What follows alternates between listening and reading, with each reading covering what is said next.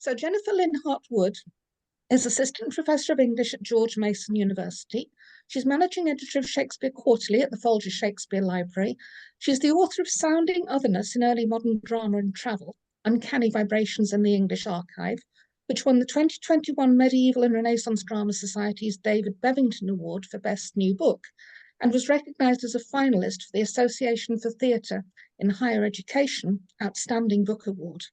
Her scholarship is situated at the nexus of literature, performance, and music in the early modern period, and her work has been published in the Journal for Early Modern Cultural Studies, Shakespeare Studies, the Shakespearean International Yearbook, and various edited collections. Her current book project examines oral cues for music and sound effects embedded in early modern dramatic texts. Jennifer's also a soprano, composer, and choral director, and she made her Carnegie Hall debut in 2019, singing in Handel's Messiah that year, and each subsequent year the Messiah has been performed at Carnegie. And I'm really delighted that she's willing to come and talk to us today, and I'm just going to hand over without more ado.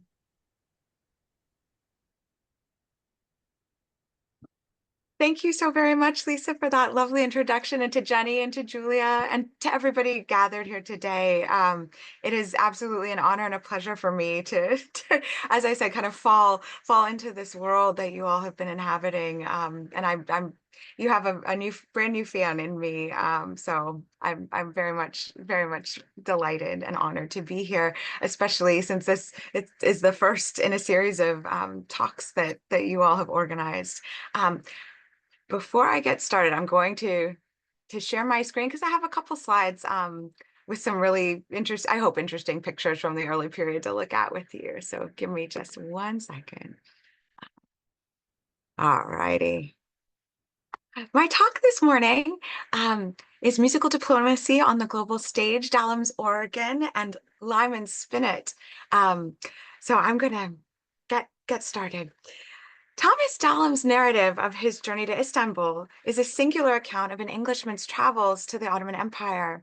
In 1599, Elizabeth I sent an automated organ to Sultan Mehmed III, ruler of the Ottoman Empire. Thomas Dahlem, who built the organ, accompanied it eastward and kept a journal documenting his adventures, the first page of which is visible here. And you can see at the top, the title, Dahlem's Travels with an Organ to the Grand Signor, is a later hand, but below that, his own writing calls this a brief relation of my travel, of my travels.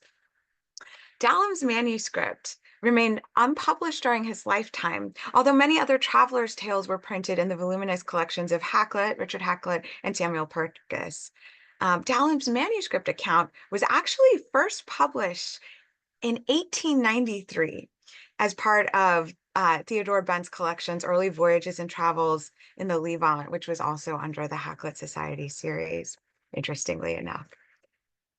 This organ, or present, as Dahlem calls it in his narrative, was a necessary element in a complex set of diplomatic protocols that enabled the English Levant Company to maintain a commercial relationship with the Ottoman Empire, very much like Lyman's French spinet. The new English ambassador, Henry Lello, would not be officially recognized by Mehmed until a proper gift was presented to him. And Elizabeth was actually in arrears in sending a gift, since these negotiations, I believe, had been going on since 1581. So Dahlem's commission was extraordinary, for the Queen had heard about Dahlem's intricate automated organ and requested him to play it for her at Whitehall Palace before she decided that the gift of a clockwork organ, one of the most technologically advanced objects then in existence, I would add, would be extravagant enough to impress the leader of the world's most powerful empire. Constructed by a builder from Lancashire, this organ, as Ian Woodfield observes, was, quote, the most magnificent gift sent by any English company to the Ottoman Sultan. Contemporary accounts also attest to the organ's grandeur, as John Chamberlain described it to Dudley Carleton, quote, here is a great and curious present going to the Great Turk, which no doubt will be much talked of and be very scandalous among the other nations, especially the Germans. And this was because Germans were well known for being expert clockmakers at the time. And Girolamo Capello, the Venetian ambassador in Constantinople, wrote to the Doge that, quote, the present consists of an organ very cunningly designed, which serves as a clock and can play several airs by itself, which sounds uncannily similar to the instrument that Lyman conveys. I would also add here that Dunnett spun Dallam's story, I think, into the roles of 4 different characters in Pawn and Frankincense. Gautier, right, who built the instrument, Martha, whose purpose in the story, at least initially, was that she came along because she could play the instrument, Philippa, who actually plays on the instrument, and Lyman, who delivers the instrument and even tunes it, as we find out with pleasure, right? Dallam may have been compelled to build an extravagant organ for Elizabeth because of the instruments she already possessed. 2 contemporary accounts of foreign visitors to England relate Elizabeth's love of keyboard instruments and organs in particular. The Swiss physician Thomas Platter records that in his visit to Hampton Court, quote, "We saw, in addition, many more costly virginals, instruments, positive organs, and organs of which Her Royal Majesty is a great lover and connoisseur." And the Czech aristocrat Baron Waldstein writes that during his visit to Whitehall Palace in 1600, he saw, quote, "an organ made of mother of pearl with verses inscribed upon it that describe Elizabeth as another Mary." Additionally, in a room next to the Queen's bedchamber, there is an organ, quote, "on which 2 persons can play duets, and a clock which plays tunes by striking on bells." While there is some uncertainty today about the survival of organs belonging to Elizabeth, we think that a certain spinet may have belonged to her, which is up on the screen right now. This is called in the Victorian Albert's collection, the V&A's collection, quote, the Queen Elizabeth spinet. Yeah, Queen Elizabeth. I love the miniature that's on my screen, hopefully, and everybody's now as well. On the right hand of the screen, the miniature painting of Elizabeth playing the lute around the year 1580. We don't have any images of her playing on a keyboard, but we do have this this representation showing her musicality. From the V&A's website, they write, "The spinet is almost certainly believed belonging to Elizabeth I. It bears the royal coat of arms and the falcon holding a scepter, the private emblem of her mother, which is in the lower right-hand corner here, and I have a close-up of that as well for us here. Her mother and Boleyn. Elizabeth is reported to have played, quote, excellently well when she was solitary to shun melancholy, a good cure for music." A spinet, just for clarity of terminology, I'm talking about an organ. Lyman, as you all experts in Dorothy Dunnett's works know way better than I do, but Lyman was charged with sending along a spinet, and they're both keyboard instruments. A spinet is a small harpsichord with oblique strings. You can see examples here from a text dating to the year 1620 that shows what the spinets would look like, and the strings. My cursor is going to show that the strings of the instrument run in this direction, kind of oblong across the instrument. So when this instrument is placed in a box instead of having legs, it is called a virginal, which is a musical instrumental term that relates to Queen Elizabeth herself, we think. At least one definition of the word looks to Elizabeth, the Virgin Queen, because of her fondness for these keyboard instruments, as the source of that name.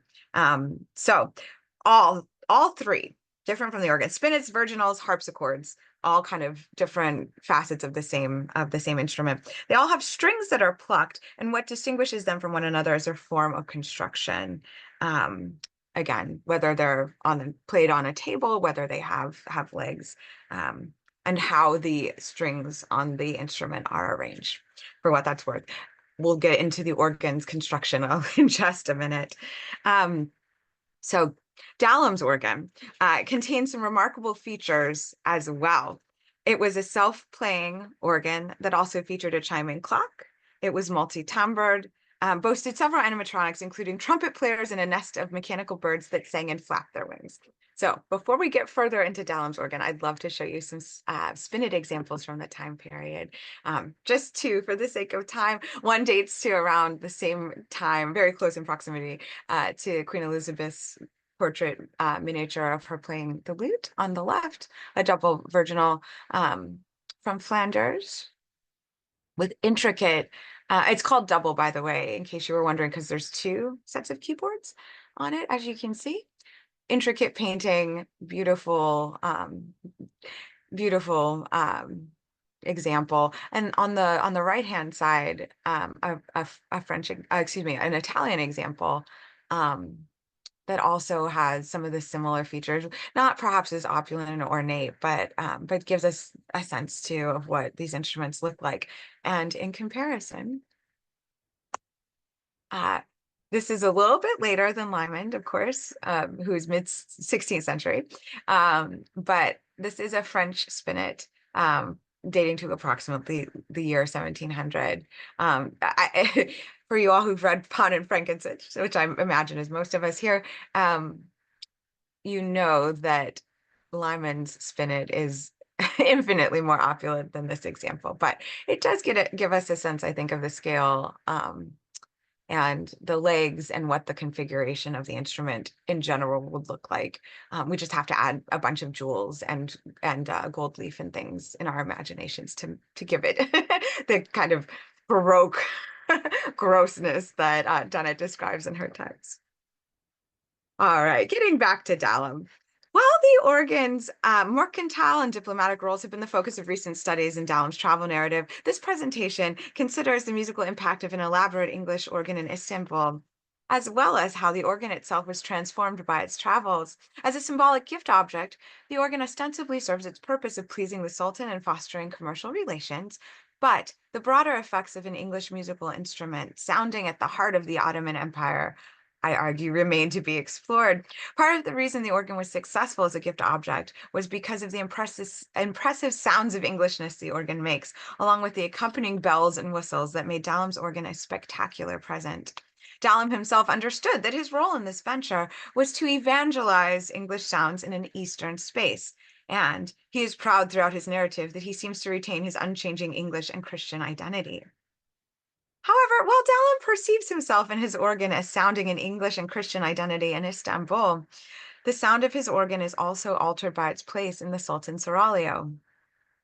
As I argue in my book, Sounding Otherness, when sound is conceptualized as a vibrating wave that touches all matter present at a sonic event, networks or assemblages are formed among bodies, objects, and environments as they are attuned to the same frequency of vibration, collapsing the boundaries of an entrenched self as opposed to a foreign other, and enmeshing all within the vibratory wave of sound.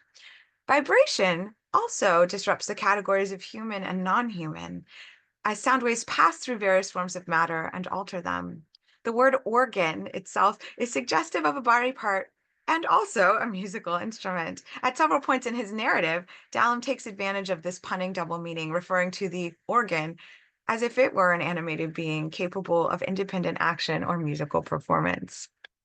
The sounds of Dalam's embodied organ resonate with a new approach to cultural contact. It is not merely that the organ is an object of exchange, commercially or musically, but that the sounds of this instrument move bodies present at its performance quite literally along the same wavelength, transforming them all in the process.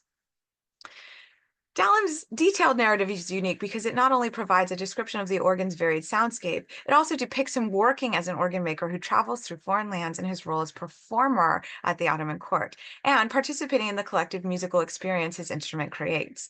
Like Dalam himself, the organ travels, just like Lymond and his spinet and all the company besides, right? For the organ, at least, it comes to occupy new spaces. Its sounds create assemblages among various peoples, objects, and places. In the process of its sojourn and interweaving of relations, Dalam details how the organ changes and is affected by differences in climate and contact with foreign bodies, movements which are traced today. Although the organ sustained significant damage during its sea voyage, it is damage that Dalam repairs so that he may reincarnate the organ in Topkapi Palace. Dalam offers an account of this organ's dramatic Istanbul debut, Notably, in his own account of its travels and travails, Dallam himself suspends referring to the instrument as an organ until its own dramatic textual reveal at its Seraglio premiere. The organ's musical and mechanical innovation that creates its impressive soundscape can be reconstructed from other records of historical English organs. And what I characterize as the sonic uncanny occurs as both Dallam and the organ become enmeshed in networks of bodies, and the Sultan's pleasure at Dallam's playing allows Dallam access to clandestine spaces in the Seraglio. Finally, today, that is, we will follow Dallam back to his English homeland, I'm hopeful, although the organ may now sound a foreign resonance for him, reminiscent of his travels to and metamorphoses in Istanbul. And of course, we will look at together some passages from Dunet's Pawn and Frankincense along the way to compare Dallam's organ with Gautier's and Lyman's spinet. All right. So throughout Dallam's account, the organ generates a great deal of interest and curiosity that begins in England and continues throughout various locales. During its travels, the organ is dismantled, packed up, revealed, broken, repaired, tampered with, reconstructed again, and it produces a multiplicity of sounds that affect bodies, even as it metamorphoses during its journey. While early modern scholarship has turned attention to object studies, few have considered the fact that objects, especially those that travel, can and do experience change. These object transformations are significant in and of themselves, as their transformative impact on the networks in which they circulate and in which they in turn precipitate as well. Dallam dutifully records the multiple changes the organ endures, and in this process, his writing reflects an awareness of the similarities between mutable bodies and mutable objects. This awareness also relates to the double meaning of the word travail in French, right? As Jonathan Gill Harris writes, quote, "It is no accident that the word travel derives from the French word travail, meaning work. We may associate travel now with rest and recreation, but in pre-colonial times, it was always work on the body as much as within the body." Before it premiered in all of its glory at the Sultan's palace, the organ endured a tumultuous and lengthy sea journey. Various instruments, including this was one of the questions that came up, right? How often do people bring instruments with them in these early time periods? So various instruments, including viols of different brands and different makers, different styles, all kinds of stringed instruments, lutes, recorders, trumpets, and the ubiquitous Jew's harp, which is, I think, similar to what a harmonica was in my childhood, right? This kind of portable object you can slip in your pocket. Jew's harps, right? Christopher Marsh, were one of the most popular, if not the most popular, kind of pocket instrument in the Renaissance period, at least. So all of these different objects traveled with musicians and enthusiasts around the Renaissance world, and loss and breakage occurred frequently in severe conditions of travel. Because the organ was an intricate machine that required various complex elements working together to produce sound, the likelihood of damage or malfunction was actually quite considerable. Dallam's organ succumbed to this fate on its sea voyage aboard the ship, the Hector. In his travel narrative, which is as much a work of critical organology, which is the study of musical instruments as sounding objects, as it is a travel narrative. Dallam writes that he and his fellow travelers arrive at Constantinople on the 15th of August and unload what he calls the present on the 17th, bringing it to Henry Lello's house. Because the organ was so large, the ambassador arranged for a room at court tall enough for Dallam and his engineer, Harvey, to construct the organ before transporting it to the Seraglio. But tragedy seems to ensue. When they open the chest that contained the organ components, they are dismayed that their previous work in manufacturing the instrument was largely undone. And I'll pull the quote up for us to look at together. He writes, "We found that all gluing work was clean decayed by reason that it had lain above 6 months in the hold of our ship, which was but newly built, so that the extremity of the heat in the hold of the ship, with the working of the sea and the hotness of the country, was the cause that all gluing failed. Likewise, diverse of my metal pipes were bruised and broken." This is similar to, but also a far cry from the spinet wire Lyman deliberately untunes, right? By sticking a note in that wire. And it also resonates with the issues prior to the spinet's journey described on page 30, which I'd love to take a quick look at with you all as well. On page 30. So sorry. Yes. That it took them so long in the event to embark, writes Dunnett, was the fault largely of Master Georges Gautier. Part of the spinet was found faulty and had to be mended. The painter who had undertaken to complete the inscription fell ill, and then the work had to dry. The joiners made 3 attempts to create a packing to Gautier's satisfaction, and then it had to be done a 4th time because they had forgotten to use waterproof cloths. Again, seems almost a direct correlation to what was happening on the other side of the journey with Dallam's organ. Dallam speaks of his organ's travails over the past 6 months in terms of humoral theory when he posits that the organ was damaged due to the extremity of heat in the ship's bowels, in addition to the motion of the sea and the hotness of the country in which Dallam and his organ now find themselves. Punning on the word organ as a part of the body, Dallam invokes other terms that are suggestive of bodily matter. The organ pieces were stored in chests for transportation. The gluework becomes decayed from the heat of its new environment, and the metal pipes are bruised and broken, like flesh and bone battered in the cargo hold. By collapsing the distinction between bodily and musical organ, Dallam's description of the pipe's deterioration suggests an overlap between categories of animate human body and inanimate object that are otherwise often fixed and separate. Indeed, as Bonnie Gordon notes in Dallam Puns, organ derives from the Latin word organum, which means instrument, and which comes from the Greek word that means also musical instrument or organ of the body. Just as in English, organ can refer to the collection of functioning tissues in the human body and or to the musical instrument. The decayed gluing work signals that the organ requires further repairs. Gluing work, interestingly, is an essential step in organ construction. The organ's chest and chambers must be made airtight through the use of glue, which sealed the instrument so that it would correctly sound. And the joiner, whom Dallam mentions in his account, a man named Miguel or Michael Watson, was probably at least partially responsible for this important task.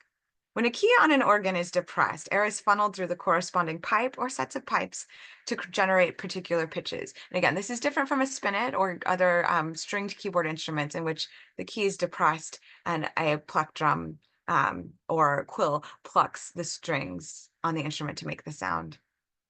The airflow is controlled by the compression of air sacs or bellows, an image of which is on the screen, I hope now, which force the air through channels into the wind chest where it is then distributed,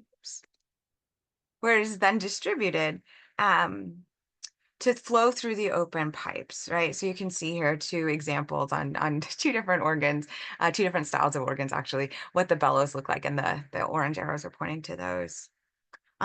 One wooden valve or pallet corresponds to each key on the keyboard, right, to open up the channels.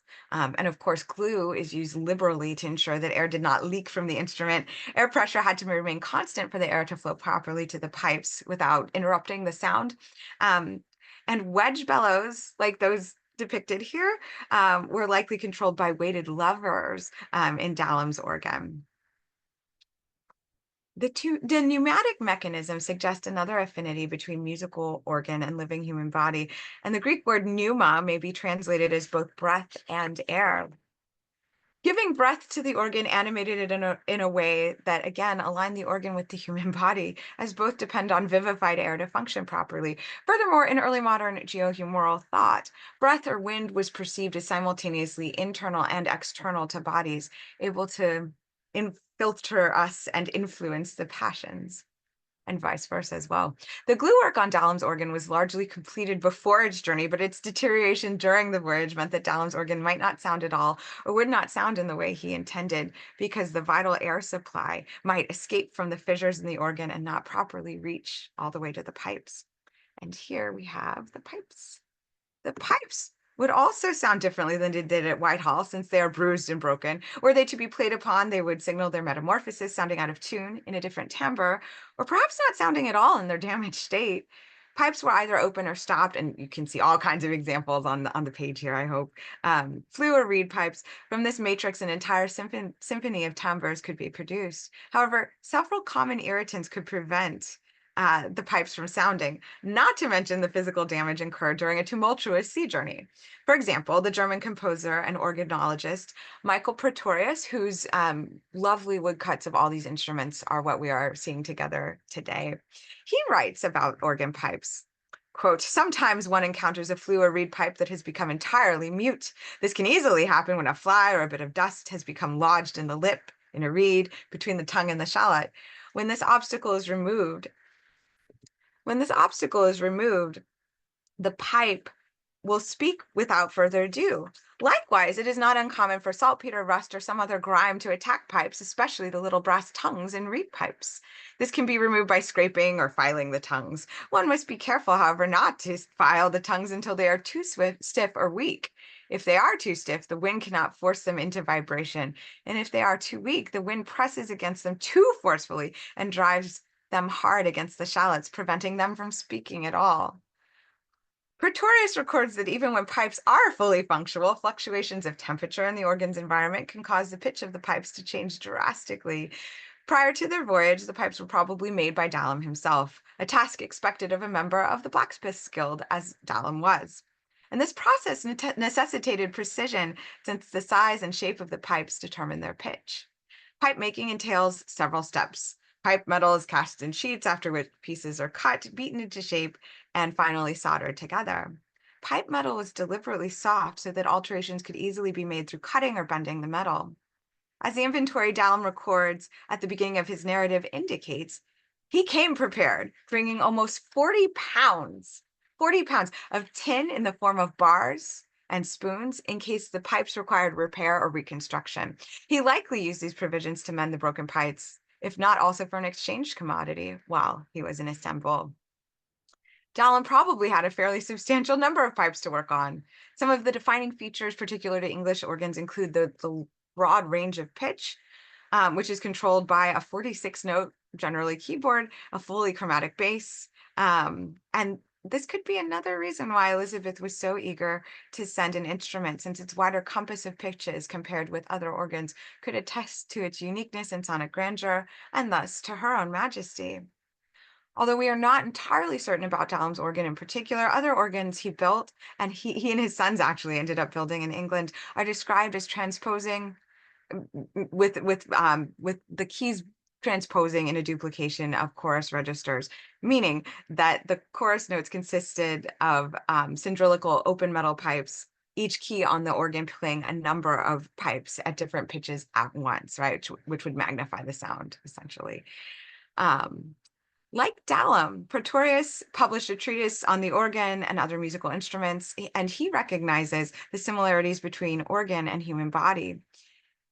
Though through different written forms, one a travel diary and the other a published erudite musicological monograph, both Dallam and Pretorius engage in the practice of organology, the study of musical instruments that encompasses the material, construction, historical and social functions, and performance of musical instruments. Pretorius's text, title, which is visible on the screen, first published in 1618, but including a series of woodcuts in the 1620 edition, in fact, amplifies Dallam's trope of organ as human body. In discussing organ pipes, Pretorius writes, "For the pipes actually represent the human throat, through which humans direct their breath to form the sound of their voice." One might indeed say that the organ is an artfully constructed living being, he continues, which as it were speaks and sings by means of the wind and human hands. As proof of his argument that the organ is the quintessential instrument, Pretorius further elaborates on the human qualities as a network of interrelated parts. Quote, "Thus the organ in its grandeur is quite fittingly compared to the human body that is controlled in all its actions by the soul. For just as the organ attracts and pleases the sense of sight and fills and melts the sense of hearing with its sweet, lovely sound by means of wind, which is, as it were, the soul of the organ, so also the human being whose sweet eloquence communicates the hidden inner meanings of words is the one others look to. Furthermore, the bellows represent the lungs, the pipes the throat, the keyboards correspond to the teeth, the one who makes the organ sound represents the tongue, and if he plays it deftly and sweetly, he is, as it were, a most elegant speaker." Although described in beautiful metaphor by Pretorius, Dalam's organ demonstrates the many points of failure in this network of multiple moving parts, bruised and broken. The organ's damaged state provokes a dismayed reaction in the Englishmen's first sight of the corrupted glue and the fractured pipes. Quote, Dalam says, when our ambassador, Mr. William Aldridge, and other gentlemen see in what case it was in, they were all amazed and said that it was not worth 2 pence. Records Dalam. Their language makes clear the severity of the degeneration of the organ endured at sea. For the Levant Company members were afraid that Elizabeth had chosen to send a costly gift that was now practically worthless. But Dalam works quickly, confident in his abilities to restore the organ. Although he mentions nothing in his account about his method of building or mending the organ, Dalam must have repaired the problems enumerated above, since the organ later performs to Dalam's and the Sultan's satisfaction. He likely hammered out dents in the pipes, resoldered them, perhaps fashioned some new pipes and sealed fissures in the organ with glue, while also reassembling the entire instrument. Through the process of reconstruction, instead of being merely restored to its condition before it ventured overseas, the organ has evolved as a result of this new work, transformed by both travel and travail, the work of Dalam himself. After Lello voices his grumpy concerns, I told him, retorted Dalam, that he needed not to doubt that there should be any fault either in me or my work, for he had seen the trial of my care and skill in making that perfect and good, which was thought to be incurable, and in some things better than it was when Her Majesty saw it in the banqueting house at Whitehall. Even Lello revised his opinion of the instrument after Dalam refurbished it, writing that the organ, quote, although at first here thought to be of small esteem, yet now being set up in my house by the opinion of such as have seen it, it is thought that the Sultan will highly esteem the same if any of his people can maintain the use thereof.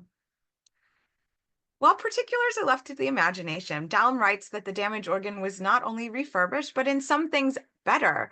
Perhaps the joints are tighter sealed, the appearance more opulent, the range of pitch is broader, better tuned, or even the timbre of the pipes more pleasing than when Elizabeth initially encountered the instrument and chose to send it to Mehmed.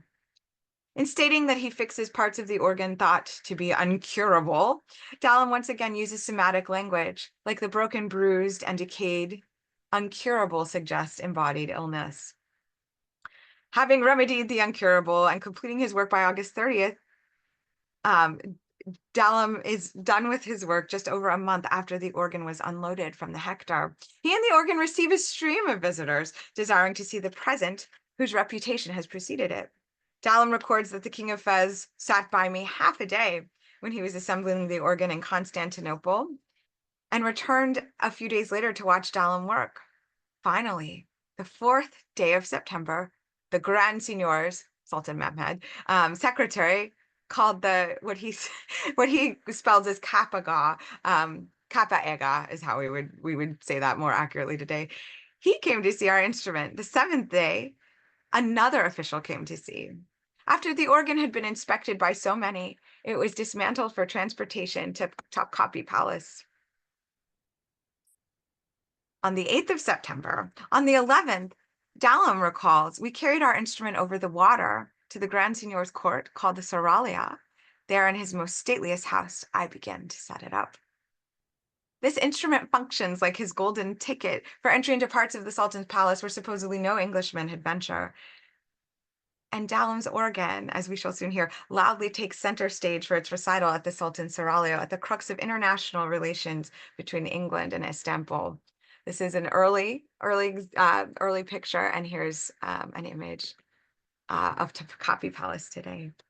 Get us in the good setting for what's about to happen. On the 24th of September, right, just a few days earlier this week, right, the English ambassador instructs Dalam to, quote, make the instrument as perfect as I possibly could, since the Grand Signior was preparing to receive the organ. On the 25th, Dalam, along with, quote, my mate Harvey, who is the engineer, Mr. Roland Bucket, the painter, and Miguel Watson, the joiner, all go to the Seraglio, their company reminiscent of certain members of the so-called rude mechanicals of Shakespeare's Midsummer Night's Dream. They're preceded by a procession of Lello, English gentlemen and merchants. Dalam sports his new livery, a fair coat of a French green, interestingly.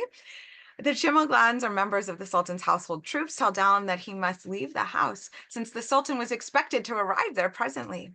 Dalam recalls the Sultan's eagerness to accept the gift, stating, "It was almost half a mile betwixt the water and that house, but the Grand Signor, having a desire to see his present, came thither with marvelous great speed."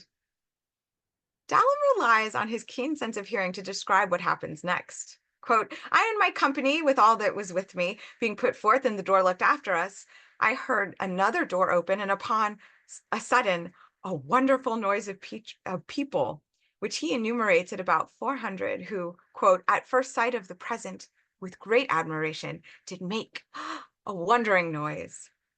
The sight of the organ prompts sounds that Dalam interprets as both wonderful and wondering. And an organ expert, Nicholas Thistlethwaite, describes the organs that the Dalam family built in England as possessing cases often of considerable splendor, with embossed front pipes, painted woodwork, and a wealth of mannerist detail, which probably explains the audience's noisy admiration in response to the organ's opulent appearance.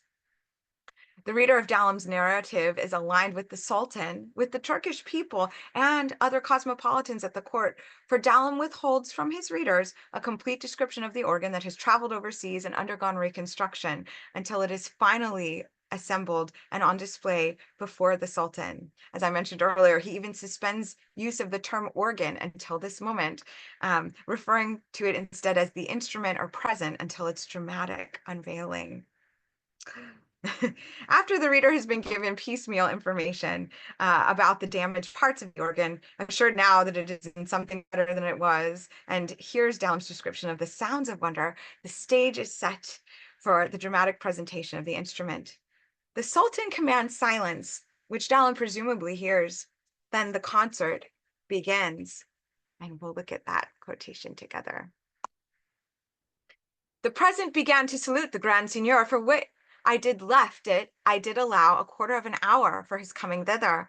First the clock struck 22, then the chime of 16 bells went off and played a song of 4 parts. That being done, 2 personages which stood upon to the 2 corners of the second story of the organ, holding 2 silver trumpets in their hands, did lift them to their heads and sounded a tantara. Then the music went off, and the organ played a song of 5 parts twice over. And the top of the organ, being 16 foot high, did stand a holly bush full of blackbirds and thrushes, which at the end of the music did sing and shake their wings. Diverse other motions there was, which the Grand Signor wondered at." And stepping out of the Dalam world for just a second into Dorothy Dunnett's world, I'd love to juxtapose this description against Lyman's description of the spinet on page 12, one of the first encounters we have with the instrument in Pawn and Frankincense. Lyman's speaking, and he says, "An ingenious Frenchman called Gautier has devised a hideous novelty," quote, colon there, "a clock combined with a spinet covered with every sort of automata, which does all but fry fish." We can see, I think, or hear the resemblance between these two examples, musical instrumental examples. There's another quotation I'm flipping to on page 21, I believe, in my edition. Yes. The question is asked, Gautier asks, "Will this," unveiling of the instrument to Lyman for the first time, "will this please the Turk?" "My dear Gautier," said Lyman, "it will send the shadow of God into transports." Again, I can't imagine that Dorothy Dunnett was not familiar with Dalam's text, either in through the 1893 edition or through the original one held at the British Library. All right, "send the shadow of God into transports. I suppose I've seen objects more grisly before, but it doesn't spring to mind where. 24-karat gold, Jarrett, look, and studded with rubies like fish roes." "Yes, I think he'll be pleased," said Gautier, for the first time satisfaction. Animation and even cheerfulness rang in his voice. Sickening, isn't it? All right, going back to Dalam, who is incredibly, unlike Gautier perhaps, incredibly proud of his achievement. Dalam's instrument performs a diverse soundscape in its impressive solo recital. First, the clock strikes the hour, after which bells chime and play a song of 4 parts, polyphony. The 2 automatons playing trumpets perform a tantara, a brass fanfare, a reveille. The organ concludes with what Dalam describes as, quote, the music, right, consisting of a song of 5 parts performed twice before its mechanical birds sing and flutter their wings. What he calls the diverse other motions, likely included in the marginalia. He writes, the 7 planets, every one to appear at his minute, holding in his hand what he did signify. Again, the opulence and magnificence of this is just a pinnacle of technological achievement in its day. In describing the multi-timbred and animated performance, Dalam characterizes the organ as possessing human-like agency, especially as it salutes the Sultan. Programmed to sound without human interface, interestingly, very different from Lyman Spinet in this regard. The organ acts as a solo rather than an accompaniment instrument, performing a multitude of different timbres, melodies, and harmonies. And if the technology is with me, I'll play just a little brief example for us, I hope.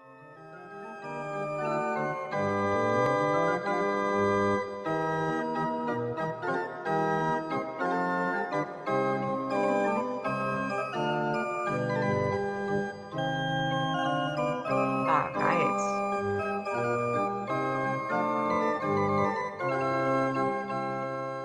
Okay. In addition to the standard elements such as bellows and pipes described earlier, Dalam's organ also included a passing strike clock bell, and clocks were pretty new inventions, at least in the Western world at this time. Passing strike clock bell, chime bells, trumpet fanfare, and bird songs, the sounds of which were all created through the combination of several mechanical devices. These mechanisms produce sounds that variously indicate the passage of time, the presence of royalty, the performance of music, and the imitation of nature. Dalam's description of the 16 bells specifies that the bells were pitched instead of just random cacophony, since they could play homophonic or polyphonic music. And probably they were glockenspiel, as it happens. Let's see, the 2 silver trumpets I find absolutely fascinating, and related to Lyman Spinet a bit here. This image, by the way, that's I hope up on the screen right now, is an imaginative extrapolation from Dalam's manuscript of what this instrument would have been like. Some of which I will add are invented a little bit, but you can see the trumpeters indicated on the left-hand column at the top there, and they're supposed to be here. Another image, here we go. The 2 silver trumpets sounding a tantara as they are lifted to the mouths of the personages create a sonic and visual effect. The automatons paradoxically suggest the human and the mechanical at once. Their animate movements, created by automated means, in turn prompting the lung-like flow of wind through the organ. Trumpets were sometimes featured, not with homunculi like this or like the image from before, but in entire ranks on organs. And these 2 silver trumpets mentioned in Dalam's account were likely pitched at the same interval as trumpets that would, in the time period, play the tantara. One imagines that the mouthpiece of the trumpet aligned with the mouth of the homunculus, forcing air through the pipe. Alternately, the 2 figures may have been for visual display only, while the trumpet sounded from elsewhere within or on the organ. And the trumpet fanfare, we should remind ourselves, also sounds regal, appropriate for a king or for a sultan. Let's see. The Song of 5 Parts that the organ self-plays twice is probably closest to what contemporary audiences like us today would consider conventional organ music, a homophonic and or polyphonic piece sounded by the pipes of the organs. And because this was an autonomous performance, right, the organ was kind of like what we think of as a player piano today, right? Or pressing play on a music file, sound file. The organ's autonomous performance of this music occurs as a rotating pin cylinder turns, and the pins pluck the organ's keys action into operation, causing air to flow through the pipes and vibrate to produce pitches. Dalam would have programmed the cylinder with pins corresponding to pitches of the particular Song of 5 Parts he mentions. And although Dallam does not record for us, for himself either, the titles of the pieces his organ performed, the designation A Song of Five Parts suggests a piece written by an English or continental composer, perhaps even composed by Dallam himself, for all we know. The conclusion to the concert, the singing of the mechanical birds and the holly bush crowning the organ, was also achieved using the organ's pipes. The song of the blackbirds and thrushes was created by a special sound effect stop called the nightingale, in which the ends of pipes were placed in bowls of water or oil. And of course, these would have been sourced locally in Istanbul.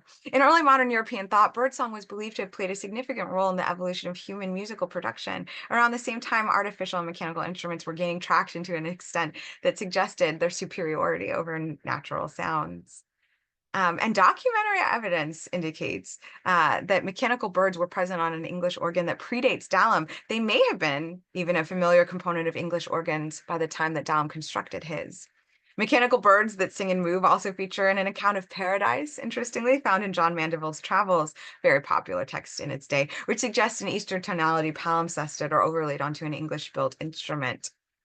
So, even as the Dallam organ likely performed English sound, the organ was associated with many parts of Europe in the 15th through 17th centuries. And this gets to a question, I want to make sure to let us all know, this gets to a question about, again, how prevalent gift-giving of instruments was in the time period for Lymond and for Thomas Dallam. So the Portuguese gifted organs to Eastern potentates beginning in the 15th century, so predating Lymond even. The Russia Company was the first of the English companies to send a keyboard instrument abroad as a gift in the year 1569. In the Akbarnama, a text, portions of which chronicle Akbar's reign, his vizier Abul Fazl ibn Mubarak actually records the reaction to the gift of an organ in 1579 from the Portuguese to the Mughal Empire. So again, predating Dallam, but very interesting. Quote, said the Akbarnama, the musicians of that territory breathed fascination with the delight of the instruments of that country, especially the organ. Ear and eye were delighted, and so was the mind. Organs journeyed with European travelers to China, Africa, India, Japan, and Russia between the 13th through 16th centuries as gifts for foreign potentates or for use by missionaries even. The Dallam organ, however, was the first organ sent to the Ottoman Empire by an English trading company. And I will pause for a second to just remind us that the Ottoman Empire, and of course, Dorothy Donnet was very well aware of this, the Ottoman Empire was the world superpower of its day. England was kind of regarded, with due respect, obviously, from me, as a small island, right? Whereas the Ottoman Empire was the global empire at the time. So it was a good idea for Elizabeth to send a very meaningful, impressive gift to raise their status a bit.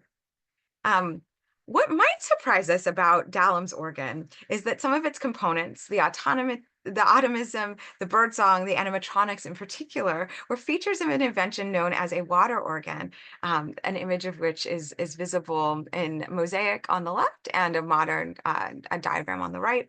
A water organ was extant in the Greco-Roman area, the Byzantine Empire, and the Abbasid Caliphate in the 10th century before it reached Europe and England.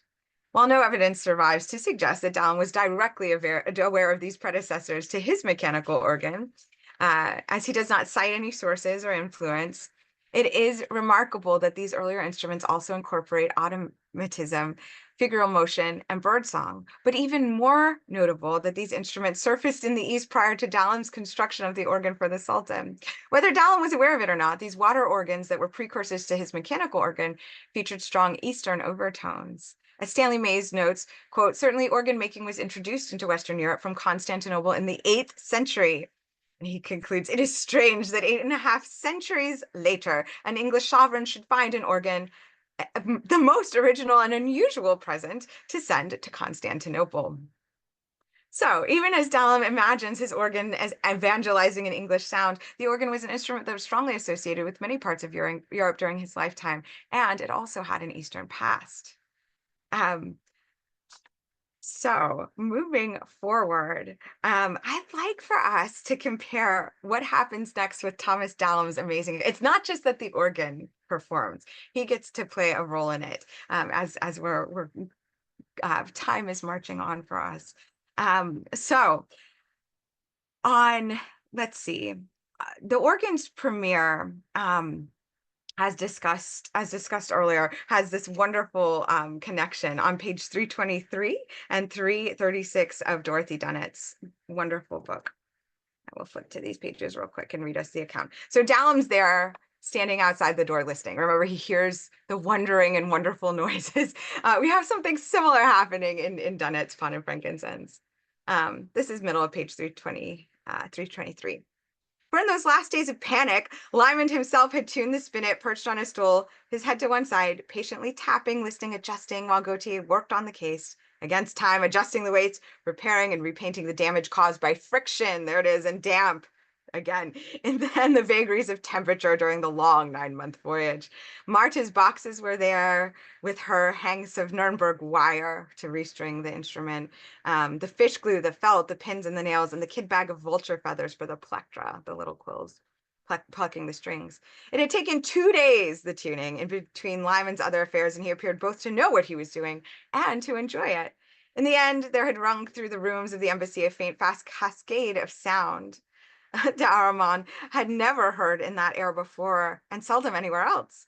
With Gautier and, in time, a gathering group of the household, he had heard the brief recital through from a neighboring room and had entered with congratulations and diffident questions. And later on 336, when the spinet has its debut. The horological spinet sparkled like a piece of bossed and wadded embroidery, a confection of gold leaf and sumptuous quartzes enthroning in white sapphire the bald face of time, bending the foresweating pages, brought its litter to rest at the door of the kiosk, and bowing, Georges Gautier, choked in charcoal velvet, like Dallam's French cloak, right? Maybe a little bit. Slid the spinet from its ivory drawer and touched the little spring above. Press the button to set the automata alive. A shower of silvery chimes fell on the silence, and the casket of the spinet erupted into a blizzard of angular movement before the still ranks of its audience, like a dragonfly pinned to some page of a royal book of hours. It lasted a long time. Toward the end, D'Armand could see the mute's hands fluttering and saw by Gautier's face that the performance had been all that he had hoped. He bowed, and the interpreter later in that paragraph says, "I am to ask if the spinet also makes music," i.e. performs its, purported purpose, right? Not by itself, monsieur. It requires to be played. And this gets us into what happens next in Thomas Dallam's account. The experience of hearing the organ play without any human interaction directly at this moment must have pleased the Sultan, for after the organ's performance concludes, Mehmed calls for an encore. The gatekeeper seeks out Dallam, who informs him that the organ will play of its own volition 4 times in 24 hours. The organ will also perform any time he touched a small pin that activated it. The Grand Signor said it was very good. Not only did Mehmed approve, but according to Dallam, quote, he sat very near unto it, right before the keys, right? So sitting at the stool where a man should play on it by hand. He asked why those keys did move when the organ played, and nothing did touch them. So the keyboard is there. The Sultan is fascinated by the animism, watching the keys in motion, and asks his gatekeeper if anyone could play the instrument. The gatekeeper answers, the man that came with it could, and he is here, right outside the door. Waiting outside of the chamber, Dallam hears and records the Sultan's response, quote, "Fetch him hither," quoth the Grand Signor, "and let me see how he does it." After consulting with his dragoman, Dallam eventually agrees to an impromptu performance. The Sultan asks his assistant to bid Dallam play, but Dallam, advised by the ambassador Henry Lello and matters of court protocol largely based on Orientalist fears, is overly frightened of the Sultan, and he refuses. Then, oh, there's, sorry, an image of the Sultan. Then the Kappa Ega came unto me and took my cloak from about me and lay it down upon the carpets and bid me go and play on the organ. but I refused to do so because the Grand Signor sat so near the place where I should play that I could not come at it, but I must needs turn my back towards him and touch his knee with my breeches, my backside, right? Which no man in pain of death might do, saving only the Kappa Ega. So he smiled and let me stand there a little. Then the Grand Signor spoke again, and the Kappa Ega, with a merry countenance, bid me go with a good courage and thrust me on. Keenly aware of the intimate bodily proximity to the Sultan that his playing of the organ would require, Dalam fears for his life, since the Sultan is seated at the organ precisely where the organist should sit. Dalam is paradoxically trapped, for in order to please the Sultan by performing on the organ, he believes he would die as a consequence of touching the Sultan's body as he approached and played the instrument. He describes his interaction with the Sultan after he's thrust forward. Quote, when I came very near the Grand Signor, I bowed my head as low as my knee, not moving my cape, and turned my back right towards him and touched his knee with my breeches. Of course, Dalam is not immediately beheaded as he brushes his backside against the Sultan's knee in order to reach the keyboard, and instead begins to play music as the Sultan requested. In order to touch the organ's keys, Dalam had to alter his bodily orientation with the organ. He writes, I stood there playing such things as I could until the clock struck. Typically, the organist would sit at the keyboard of the organ, but since the Sultan seems to have occupied the seat in front of it, Dalam had to stand. In his journal account, Dalam elaborates how this spatial and tactile relationship to the Sultan became even more intense while he was playing. Quote, he sat so right behind me that he could not see what I did. Therefore, he stood up, and his Kappa Ega removed his chair to one side where he might see my hands. But in rising from his chair, he gave me a thrust forward, which he could not otherwise do. He sat so near me, but I thought he had been drawing his sword to cut off my head. The Sultan's eagerness to watch Dalam's hands perform the music and perhaps make certain it was really Dalam playing the instrument this time and not just pantomiming over the moving keys overrides the social convention that would prevent the Sultan from coming into bodily contact with a foreigner and one of such lower social status. Dalam comically bows after concluding his performance, walks backward from the Sultan to avoid turning his back on Mehmed for fear of death, causing the folks in the seraglio to laugh at the ludicrous nature of his misinformed behavior. Dalam's manual performance and the organ's autonomous performance precipitated bodily contact with the Sultan, in stark contrast to the experience of the English ambassador, Henry Lello, left waiting still outside the door. And Dalam recalls that after his performance, he receives monetary reward. He's the recipient of a gift of 45 pieces of gold, and he writes, quote, I was not a little joyful of my good success. This concert went on for about 2 hours, according to his account, and the power of the organ's music to bend the ear of the leader of the Ottoman Empire for that length of time attests to Dalam's triumph at creating this musical gift that did indeed delight the Sultan as it performed by itself and as Dalam played upon it. He reports that he returned to the seraglio several days later due to some changes the organ experienced in Topkapi Palace. The last of September, I was sent for again to the seraglio to set some things in good order again, which they had altered. And those two Jimaglans, which kept that house, made me very kindly welcome and asked if I would be contented to stay with them always, and I should not want anything but have all the content that I could desire. I answered them that I had a wife and children in England who did expect my return. Then they asked me how long I had been married and how many children I had, though, indeed, I had neither wife nor children, yet to excuse myself, I made them that answer. Dalam may not have been informed of the practice, but may have heard from his fellow travelers or English officials that in some places, European musicians were required to undergo circumcision and renounce their Christian faith. And it was often customary in this time period for musicians to be sent as part of the presentation of a musical instrument. And I, reading Pan and Frankincense for the first time, was wondering if that was what Marta's function might be in Pan and Frankincense. So this could explain the Ottomans' desire to keep Dalam along with the organ, although no records indicate that the Levant Company had contracted Dalam to remain in Istanbul. And Lello's letter about Dalim actually doesn't record any mention either of Dalim remaining in Istanbul, since Lello writes that he hopes the people can, quote, maintain the use of the instrument themselves. So after inviting a wife and child as his parting excuse, Dalim is enticed to stay because they like what he's done. He's had such great success. He's even permitted to look upon the Sultan's harem, and of course, in our text, that is a perspective we get through the character largely of Philippa. Yeah, even before the organ's performance, Dalim recounts his stay, his presence within these important spaces. He claims that he dined in the Seraglio for an entire month, even though it took him only 4 or 5 days to set up the organ in Topkapi Palace. And he clearly enjoys the high status and privilege that his musical instrument allows him, including his mobility within important Eastern spaces. So he eventually, after some finagling and wrangling, he gets sent home aboard the very ship that took him to Istanbul in the first place.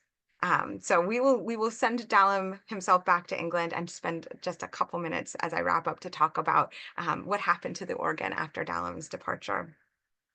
Unlike Dalim, the organ constructed for Mehmed remained in Istanbul, and the conclusion to its story relates the final transformation of the instrument. In just a few short years after its journey, construction, and multiple reconstructions, the Istanbul organ would cease to exist, destroyed by Mehmed's son, Ahmed, who I believe should be here. The Zubditut Tavare gives an account of this demolition, which we can look at together. Exceedingly valuable and precious though the clock/organ was, as has been described, he showed it no respect.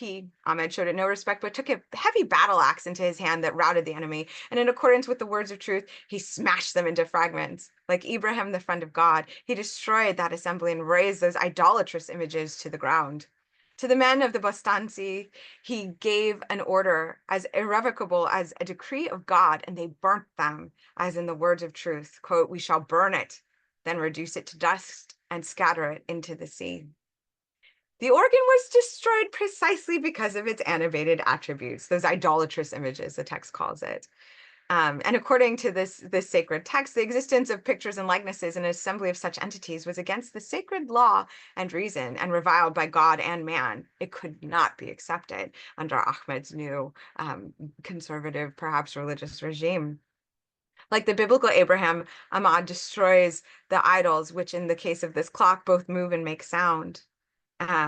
The uncannily similar homunculi create anxiety for Ahmed. The anthropomorphic qualities of the organ, which Dalim describes and which delighted Mehmed, are idolatrous to Ahmed because of the religious belief stated in the Hadith that the creation of living forms is unique to God alone. For Ahmed, the annihilation of the English organ on religious grounds was coupled with a decline in diplomatic relations with England after James I assumed the throne.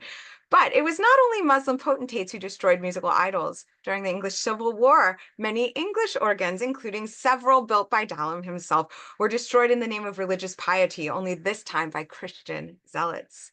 Splintered into fragments by blunt force, burned to dust, and scattered into the sea, the intricate Dalim organ now exists only in the minds of readers of his narrative, metamorphosed from physical object to imaginary one. And then taken up in Dorothy Dunnett's miraculous hands into a spinet that Lyman conveys. While the English organ does not survive in Istanbul, echoes of Istanbul may have resonated in England after Dalim's return. His successful venture to the Ottoman Empire, and one of the questions was asking what kind of reward, in addition to 45 pieces of gold, we are understanding that Dalim's success at the Ottoman Empire probably resulted in important commissions for him in England, including constructing and or maintaining organs at King's College, Cambridge, the case of which is, they think, still there, St. George's Chapel at Windsor, Worcester Cathedral, Norwich Cathedral, Eton College, Oxford, Durham, and Westminster Abbey, and the Royal Chapels, among others. Additionally, he probably constructed the organ belonging to Robert Cecil at Hatfield House in 1611, which may also have been an automatic clockwork organ. And additionally, still, early modern texts from England allude to the Ottoman organ, incorporating it into new networks, some of which post-date its physical destruction. As Samuel Chul explains, Dalam's homecoming, quote, gave point to an illusion in a play of the same year. And it's up on the stage, on the screen here. Quote, thy brothers like the instrument the merchant sent over to the great Turk. You need not play upon him. He'll make music of himself, and he be once set going. Here, the animatronic or embodied nature of the organ is again stressed in these lines from Act 3 of Jack Drum's Entertainment, a play penned by John Marston, also in the year 1601. Valerius's, quote, ingenious instrument in Act 4 of Shakespeare's Cymbeline may be another reference to the automated organ. As these textual afterlives demonstrate, the organ Dalam constructed was a dynamic, automated musical instrument that fascinated audiences in England and, for a time, in Istanbul. In addition to being the requisite gift necessary to maintain English-Ottoman diplomatic and trade relationships, the mechanical organ straddled the categories of human and non-human through its automated performance, animated motions, and reliance on air to produce these effects. The changes Dalam records that his organ undergoes during its travels and performance reiterates Yeats' argument that objects are subject to breakage, alteration, destruction, and transformation as they move through space and time. Travel clearly impacts bodies, human, mechanical, in Dalam's and in Dorothy Dunnett's account. The organ sounds also impact bodies' presence at its performance. The diverse soundscape of clocks, bells, pipe organ music, and birdsong that the organ performs unleashes sound waves that pass through all forms of matter in the reverberating seraglio. Dalam's organ created an uncanny experience through sound in Istanbul, where the familiar and the foreign became blended through sound's vibratory wave. As I hope this talk has demonstrated, uncanny sound offers a new framework to consider cross-cultural interactions of the early modern period. Sound need not be only interpreted through the categories of Western musical theory, mimicry, or colonization projects. When conceptualized as a vibrating wave calibrating bodies on the same frequency, sound opens up other possibilities for exploring and theorizing intercultural encounters. So thank you all, and thank you so very much for bearing with my technological challenges this morning.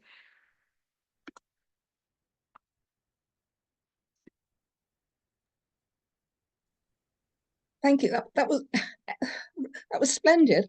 Technological challenges in a way, it's absolutely appropriate that we should experience them while we're talking about Dalam. And I had my own at the beginning when I saw the bloke about to shin up the telegraph pole opposite. I thought I was going to lose the whole talk, but luckily, whatever he's done, it seems to have worked, and I was able to listen to it. But it did really make me feel for Dalam, because I expect Zoom to work.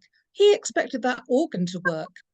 Gautier expected his organ to work, and it did. It did really make me understand the degree of jeopardy involved in transporting a big thing like an organ across the ocean. Yeah, so, massive project. Thank you. Thank you, I was everybody. very grateful to be able to listen to it. Absolutely fascinating. So I know people sent in some questions, and I think you've picked up some of them, but I didn't know if you wanted to address any of the rest of them.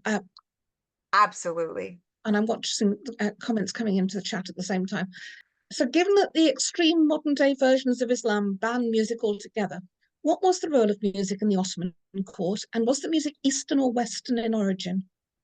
Brilliant question. And the answer to the second half of that is yes. It was music from everywhere. As I think I alluded to earlier, Portuguese, right? Instruments were coming from all over the developed, what we might call the developed world at that time, to try to pay tribute to the Sultan. And as I think the end of the presentation this morning, or this afternoon, wherever we find ourselves today, as the ending of that suggests, Mehmed's son Ahmed the First was fairly extreme. He was not as musical. He was not as interested in music. He was certainly not interested in anything suggestive of blasphemy, we'll say, at the time period. And so the restrictive nature was not a part of Mehmed's empire, Mehmed III. He loved music. He loved entertainment, right? He was very clearly enthralled, according to Dalam's account. And I have to say, I get very nervous when we have the perspective of somebody coming into a culture with which they're not familiar, right? We have to take that with a grain, or probably better, a pillar of salt, right? But corroborating his story are accounts, and of the Sultan's pleasure at the instrument, are accounts from like the one I read about the destruction, that describe how the Sultan was so pleased with the instrument. Um, and so, so yeah, Mehmed loved music. There was a big mix of Eastern and Western global world music really at the Ottoman Empire at the time. And as I think I also suggested, it was fascinating that oftentimes the gift from whichever country to the Ottoman Empire and around the world in these exchange commodity situations, the gift included not just the musical instrument, but the performer as well. So it's not I think coming to the text the first time I was shocked, like surprised. Why are they expecting him to stay? Wow. Especially since the organ was self-playing, right? You push a button, a pin, and the organ goes or plays. But I think because they were familiar and this was the expected practice, right? That you would not just send something that would fall apart or break, or we don't know how to use it, but you would have somebody capable of manipulating the instrument would make the difference. So So the next question I have, did those who delivered the instrument know how to play Eastern music and or what music would be played on them? Or was it just, we're playing what we know and you'll enjoy it? Not quite. absolutely, that is a brilliant question too. From what we can tell, they would have played things that were familiar to them. Western music, continental English composers. Keyboard music was really taking off at this time, in the musical kind of, I don't, development is kind of a tricky word, but in the musical life of Renaissance England. And so there's really wonderful keyboard music manuscript collections that have been issued in modern edition that give us a sense of probably the kinds of things that Dallin would have played. My Lady Neville's book being one example, but yeah, as far as Eastern music goes, Dallin, one thing that I think that makes him so fascinating to me is, unlike Lymond, right, who is pretty, like, is it fair to say a larger than life character is how I think about him at the least. Dallin was a pretty humble guy from Lancashire, right? I think it would have been in the time period beyond his wildest imagination that he would be sent to the heart of the Ottoman Empire. I think it would have been beyond his wildest imagination too that he would get an audience before Queen Elizabeth as well. But what he did, and what I find one of the many things I find so endearing about his story, is that he gave, even as Dunnett and Lyman describe, and Gautier himself described the spinet, right, as this hideous creation, right? Dallin really put all of his efforts into this this instrument he built. And so that's because of his success, that's how he found his way to Elizabeth and then over to the Ottoman Empire. And one of the reasons I think he never expected to take this journey is because in the earlier section of his account, he spends 50 I don't know, pages and pages and pages describing all the excruciating minutia of sea travel on his journey. We have no other real such detailed accounts as Dallam's. I think the reason for that is because it was such a new, unexpected experience for him to be sent on this journey. So his knowledge, this is all a roundabout way of saying, I suppose, that his knowledge of the foreign was probably minimal.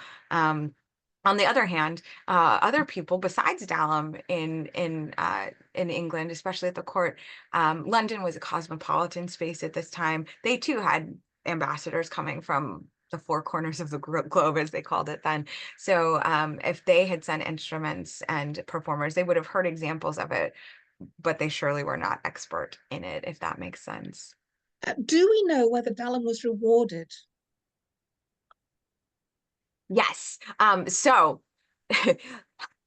I think about Dallam in this question in relationship to Henry Lello, who had been there for something like 2 years by this point and had not been officially recognized as the English ambassador. So during the organ's kind of debut and then Dallam's impromptu concert, Henry Lello's outside the seraglio still. By contrast, Dallam gets 45 pieces of gold handed not directly from the Sultan, but by one of his administrators. And he in his text, I was not a little joyful of my good success. He's really chuffed with himself that this has gone as well as it did, and that he hasn't lost his head, right? All good things. And additionally, the success of the organ, right, in these letters that were sent between the ambassadors and visitors, right, the successes are what we think resulted in these commissions for him to build. I think one of the scholars who writes about Dalam, that from an organ perspective, says it is rare to find an organ dating from this period, or to hear of an organ dating from this period that did not have Dalam's hand in it, either through his own work or the sons he eventually did father when he got back to England, but didn't have when they asked about that in the Seraglio, and we're hoping that he would stay. But his sons were also organ builders and were involved in the vibrant history. So he seems to have had a domestic success as a result of his diplomatic and musical journeys eastward. Right. And there's one more question, but I think you've kind of partially addressed that, which is what other countries were involved in musical diplomacy? Yes, One of the pre-submitted ones. Yes, thank you for that. Yeah, Portugal, Russia, Germany, and it's fascinating because of the differences. And yeah, practically all countries in Europe, including France, right? So this, even though the precise European country is different than in Dalam's account, obviously, there's still so much overlap between the accounts and between what they're trying to what the outcome is supposed to be. I should add to, just in case this is useful information, in this particular diplomatic mission, not only did they send this organ on the Hector, which had to have been a fairly decent sized ship for its day, they sent along a riding coach for the Safiye Sultan, the Sultan's mother. And another account, not Dalam's, who doesn't mention the coach at all, interestingly. But other accounts record the, opulence of that as well, the drapings and the cloth hangings inside the coach and the ornate carvings and things like that. So it was typical. And I think Dorothy Dunnett hits this nail on the head too, unsurprisingly, right?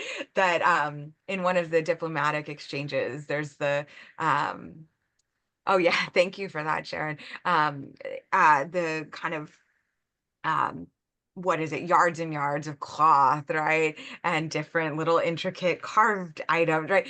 Those were among the standard fare. Oh yeah, and remember, some gift is worth a smaller dollar amount or pound amount than it is, right? The gift for the next higher person of rank when they're doing their diplomatic exchange in pawn and frankincense. And that's exactly how these exchanges, as far as we understand, went. You wanted the quality of your gift was supposed to match the quality of the ruler / the country with whom these relationships were being brokered. So yes, lots and lots of musical instruments and people were coming into the Ottoman Empire, as well as from other places around the globe at the time. Thank you. Brilliant. It just makes me think, actually, Dalam inventing a wife and children, and in a way, Lyman does the same thing because he invents suddenly acquires a wife that no one saw coming there. Well, I didn't see it coming when I first read it anyway. Right, thank you. That was a really excellent talk. We're very pleased, and it's a great way to start our inaugural series of lectures. I'm very pleased to see in the chat people coming from across the globe, because we are very aware. We have events in Oxford, we have events in Edinburgh. They're difficult to attend if you're not based in the UK. So there will be another one of these in, I don't know whether it's March or April, and I'm not going to guess because I don't want to give out false information. So, but it'll be advertised in any case in the usual way in Whispering Gallery. But if everyone would like to join me in thanking Jennifer very much, I'm sure everyone is thinking that. So brilliant. Thank you so much for doing it. It was absolutely a pleasure. Thank you. And thanks for bearing with my technological challenges. But again, as you suggested, Lisa, right? That's typical. I mean, it's a perfect fit for Dalam's organ, right? And the spinet too, and the things these instruments endure as well. It's on the 22nd of February. Thank you, Julia. It will be the next one in the series, and we'll hope to see some of you there. Okay. Thank you, everybody. It's so lovely to be invited into a part of this world, and I hope to be at the next one as an auditor this time. We hope you enjoy the next 2 books. Oh, absolutely. So looking forward to it. As I said to Lisa earlier, the challenge for me, having been inducted into the Done It world, is now I have to try to find time to do all of my, scholarly and teacherly and professorial obligations when all I really want to be doing is reading her marvelous, marvelous works. So thank you, everybody. Thank you all for the kind words and for your time today.